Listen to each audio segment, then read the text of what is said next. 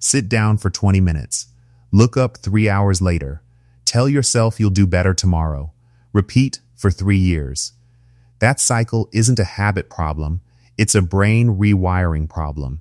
And it's happening to millions of people right now without them having a single clue.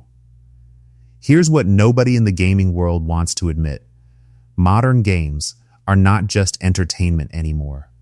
They are dopamine delivery machines built by people who studied your brain specifically to keep you stuck.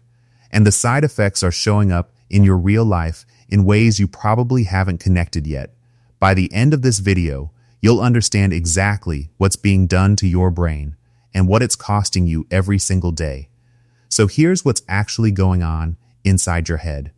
Every time you get a kill, unlock a skin, level up, or open a loot box, your brain fires a chemical called dopamine.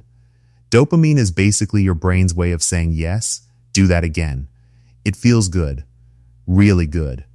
But here is where it gets dangerous. Stanford neuroscientist Dr. Robert Sapolsky discovered something that game companies already knew before most of us were even born. Dopamine doesn't spike when you get the reward. It spikes hardest in the moment right before. That maybe this time feeling. That one more round energy. That's not excitement. That's a chemical hook. And game designers engineer every single mechanic around keeping you trapped in that almost there feeling permanently. Now think about your real life for a second. Building a business, getting in shape, learning something hard.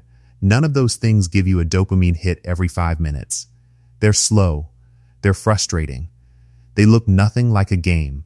And a brain that has been running on fast dopamine loops for months or years will quietly start rejecting anything that doesn't deliver that same instant rush. A study published in JAMA Pediatrics in 2021 backed this up hard. Kids who gamed heavily showed measurably reduced impulse control over time compared to those who didn't. Lower impulse control means you grab the easy option every time. You scroll instead of work. You quit when things get slow, not because you're weak, but because your brain was literally trained to expect speed. The fix is not to throw your console out the window. The fix is to deliberately starve the fast dopamine loop and start feeding the slow one. Pick one real-life goal per day that will not reward you immediately. Do it anyway. Sit in the discomfort. That friction you feel is your brain rewiring itself back to normal. Do that for 30 days, and you will not recognize how differently you think.